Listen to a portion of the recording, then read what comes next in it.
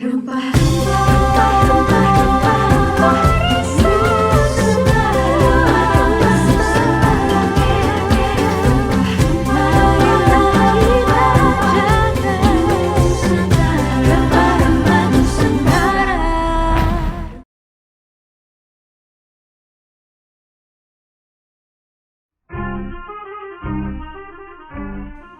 daerah mempunyai potensi yang sangat luar biasa. Semua tergambar dari perilaku dan keanekaragaman budaya masyarakatnya sebagai identitas kedaerahan yang berlaku secara turun-temurun. Seperti halnya tenun, yang menjadi simbol kearifan lokal serta menyimpan nilai-nilai keutuhan dan kesatuan masyarakatnya. Songket Sambas sebenarnya punya keunikan tersendiri dan mempunyai perjalanan panjang dalam sejarah peradaban dan pembentukan kebudayaan masyarakatnya. Songket Sambas ini juga sempat memasuki dunia perdagangan internasional, terutama di wilayah Asia Tenggara.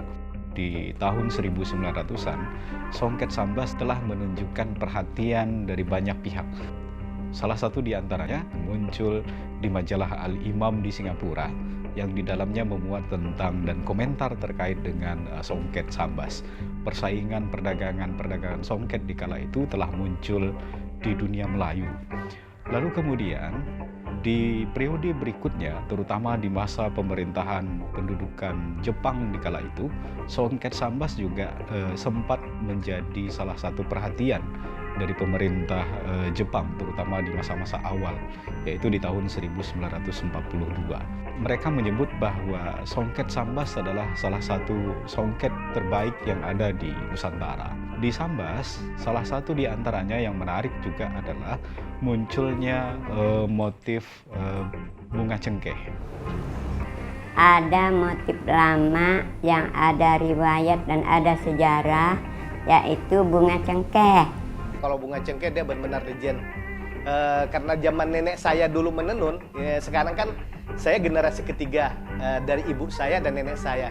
Zaman nenek saya aja jenis bunga cengkeh ini sudah mereka buat. Karena di zaman sebelum tahun 70-an ataupun sejak tahun 70-an ke belakangnya itu jenis-jenis kain bertabur seperti ini itu sangat populer. Karena zaman dulu karakter kain Songket Sambas itu umumnya jenis kain bertabur seperti ini. Atau kalau orang Sambas sekarang lebih populer disebut dengan kain lunggi. Nah ini kain jenis ini di zaman dahulu sebelum tahun 80-an, kain ini sangat populer diproduksi dan dipakai oleh masyarakat Melayu Sambas khususnya. Sehingga karena karakter jenis kain lunggi itu sangat populer, sehingga salah satu pilihan motif bunga cengkeh ini sering dipakai zaman dulu. Jenis kain tenun Songket Sambas itu kan terbagi atas 8 jenis. Ada namanya kain padang terbakar daging, kain lunggi, kain beturus, kain berkala, kain cual polos, cual bertabur, kain pelangi, dan kain petak. Cengkeh, kalau kita lihat dari struktur dan pola perkebunan atau variasi tanaman perkebunan yang ada di wilayah Sambas kala itu, cengkeh sebenarnya tidak ada dan tidak dikembangkan oleh masyarakatnya. Ini tentu dikarenakan adanya jalur perdagangan yang terjadi di kala itu. Begitu juga di masa-masa awal tadi disebutkan bahwa Songket Sambas juga telah diperhatikan oleh orang-orang yang ada di Singapura. Nah, begitu juga dengan motif cengkeh. Nah, para pengrajin-pengrajin yang berasal dari Sambas ini mengembangkan, menginovasi bagaimana kemudian membuat motif-motif yang digunakan dalam motif songket itu. Sangat jelas dipaparkan oleh Anthony Reid umpamanya ketika dia menggambarkan bagaimana perdagangan Asia Tenggara tempo lalu, terutama jalur rempah. Dan Sambas ini juga menjadi salah satu bagian penting yang ikut memberikan andil dalam perdagangan rempah-rempah itu. Salah satu di antaranya adalah munculnya motif songket bunga cengkeh. Pemakai atau konsumen dari kain Songket Sambas ini lebih menyenangi jenis kain lunggi. Konsumen itu lebih mengedepankan warna kain dibanding corak. Kalau zaman dulu pemakai kain Songket Sambas itu dia lebih mengedepankan corak kain. Nah, seperti ini. Jadi mereka tidak mau memakai terlalu banyak motif, penuangan motif dalam satu kain. lebih fokus ke motif apa yang disenangi. Kalau seperti ini bunga cengkeh, ya bunga cengkeh yang dipakai. Dalam peletakan motif kain songket sambas ini juga tidak bisa sembarangan, tidak asal letak gitu. Karena kain songket sambas ini dia terdiri atas beberapa bagian atau struktur pembuatan kain tenun songket sambas. Seperti ini saya bisa gambarkan. Nah, kalau yang di bagian ini, bagian tepi ini biasanya kita sebut dengan bagian daging kain.